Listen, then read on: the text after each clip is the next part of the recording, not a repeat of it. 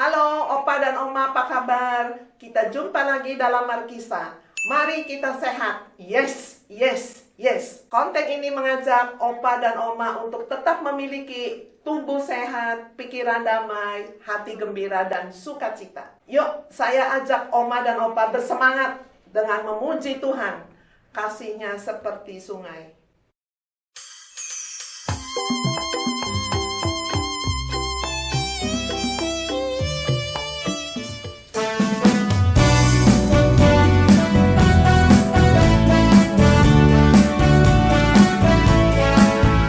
Kasih-Nya seperti sungai, kasih-Nya seperti sungai, kasih-Nya seperti sungai di hatiku.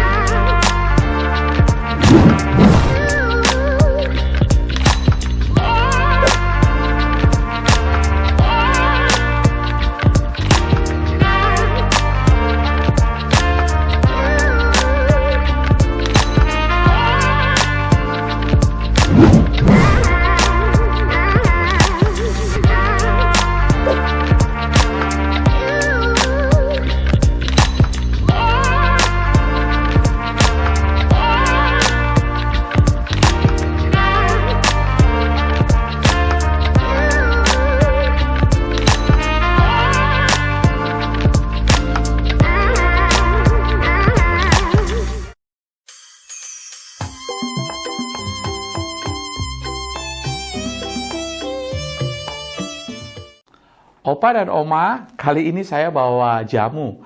Ini adalah jamu pegelinu. Rasanya agak pahit-pahit gimana gitu.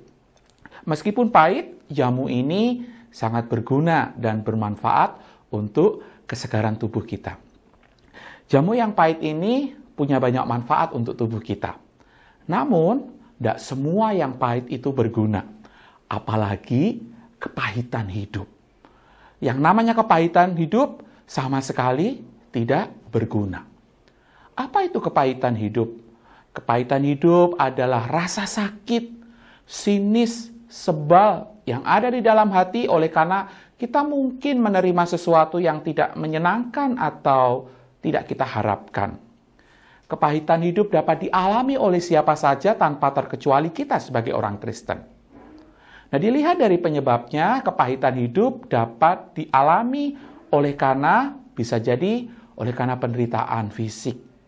Sakit yang tidak kunjung sembuh, keadaan di mana kita mengalami disabilitas. Lalu juga kepahitan juga bisa disebabkan oleh karena penindasan atau penjajahan. Kita masih ingat ya, peristiwa bagaimana bangsa Israel ditindas di Mesir, itu sungguh-sungguh memahitkan kehidupan mereka. Dan ada lagi satu hal yang bisa membuat kita juga mengalami kepahitan. Orang lain, terutama dengan orang-orang yang dekat dengan kita. Kita ingat ya, kisah bagaimana Yusuf diperlakukan oleh saudara-saudaranya. Atau mungkin dalam hidup kita bisa jadi orang-orang yang ada di dekat kita adalah orang-orang yang bisa menyakiti kita dan itu memahitkan hidup kita. Penyebab-penyebab yang tadi saya sebutkan bisa saja membuat seseorang mengalami kepahitan. Seorang yang mengalami kepahitan hidup, dia akan sangat menderita secara fisik maupun juga secara mental.